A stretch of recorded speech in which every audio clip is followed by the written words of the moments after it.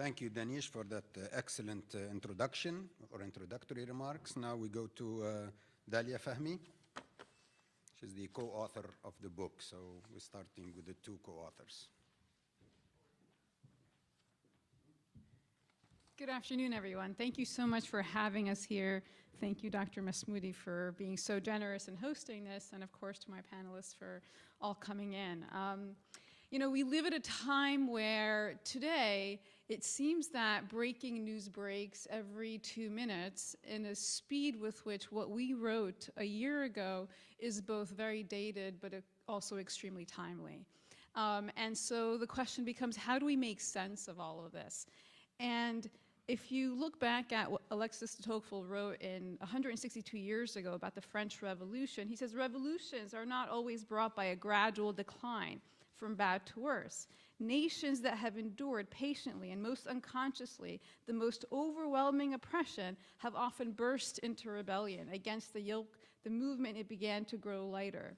The regime which is destroyed by a revolution is almost always an improvement on the immediate predecessor. And experience teaches the most critical moment for bad governments is the one which witnesses the first steps towards reform. And so the question becomes, what happened in Egypt? When we go back and think about, you know, it's going to be in 2 weeks that the revolution happened 7 years ago. The events leading up to... It's okay, I won't tell.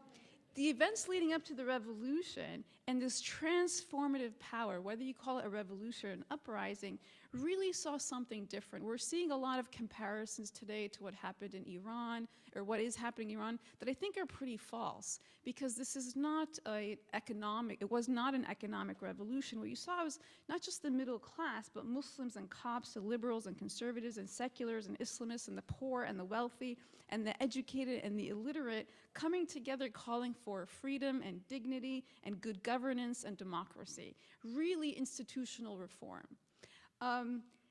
This transformative moment lets us to question, how does a post-revolutionary transition take place, especially when non-democratic forces begin to further consolidate this?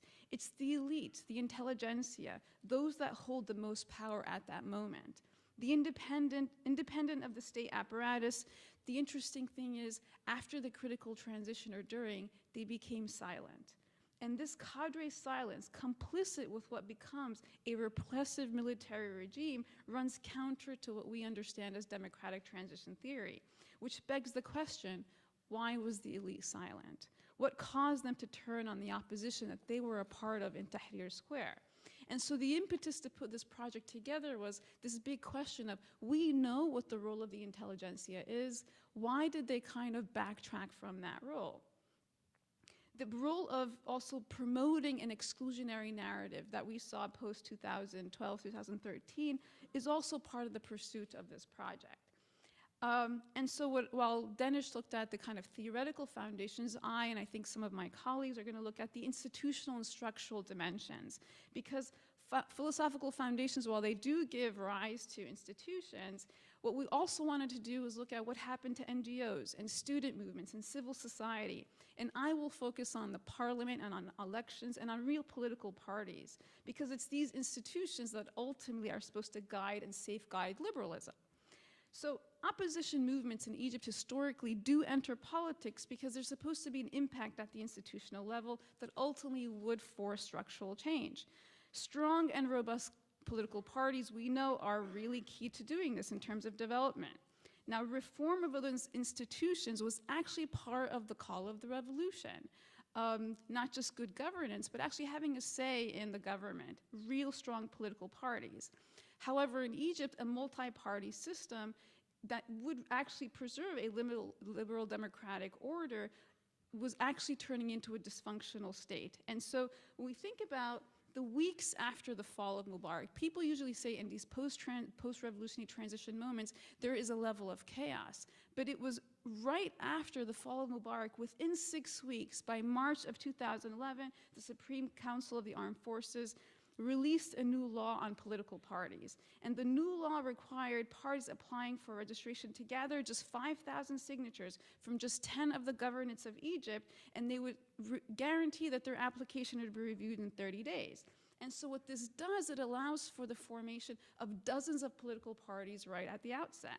Now, one such party that was formed was the new democratic the Egyptian Democratic Social Party that was actually founded by Dr. Amr Hamzawi, who actually writes a chapter in our book, which is comprised of professionals and university professors.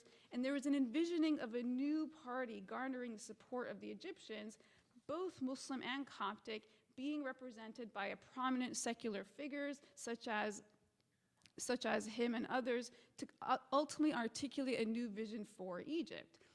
Just a few weeks after that, later in March, the secular Weft Party held a symposium for Egyptians of all secular walks, both old and new, to join forces and establish a new coalition. In the same month, March 2011, 73 members of the oldest leftist party, the Gamma Party, walked out of a party conference accusing the leadership of being too close to the remnants of the Mubarak regime, calling for the formation of a new party. They joined the Popular Alliance. It appeared for the first time within 6 weeks of the revolution that since President Gamal Abdel Nasser's throw of the Egyptian monarchy in 1952, that there could be a robust secular party system in Egypt. Now, when you get to the Islamists, when we usually think of opposition in Egypt, we usually think of the Muslim Brotherhood. But the other opportunity that happened at this moment was that they no longer had a monopoly on the use of the title of Islam. The first political party to be recognized by this new law, or founded, was February 19th of 2011, just a week after the fall of Mubarak, was the Center Party, or the Wasat Party, founded by Dr. Abul Ala Madi. Two more parties are formed by former members of the Brotherhood, and so what you start to see is that internal pluralism is very much possible in a place like Egypt, right? And it happened within 6 weeks of the fall of Mubarak. And so when we think about all of this possibility, what happened to the parliament today, right? And I know I'm skipping over the dissolving of several parliaments. We have parliamentary members here, or former parliament members here. And so how do you get from that moment, right? Pluralism and articulation of alternate voices and a healthy atmosphere to what we have today. The new parliament today is nothing more than a return to a rubber stamp on the regime, but it's actually stripped of any of the dynamism of before. The gains made in the immediate aftermath of the 2011 uprising have been radically scaled back to the point that the current parliament is far from a site of any political participation and contestation. Now, in my own book, what I argue is that there is something to the 2005-2010 parliamentary cycle that happened in Egypt just before the revolution, where because of the robustness of this site, because of the membership of opposition movements, this became a site where political activity actually had to happen. There actually was political activity. And in some of the interviews I conducted, parliamentarians said because the 88 members of the Brotherhood who ran as independents, or because of this 22% level of independence within the parliament, all parliamentarians, especially those of the National Party, had to come to parliament as a counterbalance, even a little bit informed of what's happening. And so the C-SPAN equivalent of the channel that would actually come out of parliament had to actually at some point be turned off because of the level of review that was happening in these conversations. And so if you think about what that means in that short time period, that we actually had some level of political contestation and articulation in the parliament that led to the December 2000 election, which not a single member was reelected, which led to that really rigged election in December of 2011, it comes just on the heels of what? The January Revolution. And so I argue that there is a tie to this scare of what happened when there was a site where contestation was possible, and that becomes a threat to the regime. So let's look at this parliament today. It's an effectively neutered neutered of any political potential. The referendum that was endorsed by the January 2014 Constitution is supposed to give a level of legislative power and legislative oversight. But it also states that Parliament can be dissolved at any time, especially if it rejects a contingent of parliamentary candidates. It grants the president authority to declare a state of emergency without parliamentary approval. It strips the Egyptian parliament of authority to review appointments or of budgets of key ministries, such as the Minister of Defense, Interior, and Justice. At the electoral level, the 2014 constitutional referendum eliminated the power of the upper house altogether. It increased the full roster of the parliament by 20% to 596 seats. 75% of those seats have to be for candidates without party affiliation. 75% are for candidates without party affiliation, thereby ensuring that no single party can have any significant parliamentary majority. 75%. It further mandates that 20% of parliamentary seats, 120 seats, be assigned to party list, assuring that the marginalization of any small parties. It also mandates that 5% of seats be appointed by the president himself, 28 members. Ultimately then, this parliament is constitutionally designed to serve little more than as a rubber stamp to the executive. Of the 120 seats available to party lists, the president himself called for the creation of a unified electoral list, which in effect undermined the competitive nature of any part of this political process. So the question becomes, where do we go from here?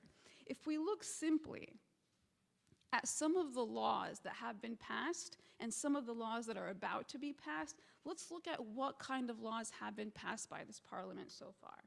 So first, laws that define terror extremely broadly, leading to sweeping control of society and rounding up members of society. Laws that criminalize NGO activity. Laws or amendments to the emergency laws that restrict rights. A law that makes demonstration illegal. A law that expands the president's power to appoint judges, weakening the independence of that institution.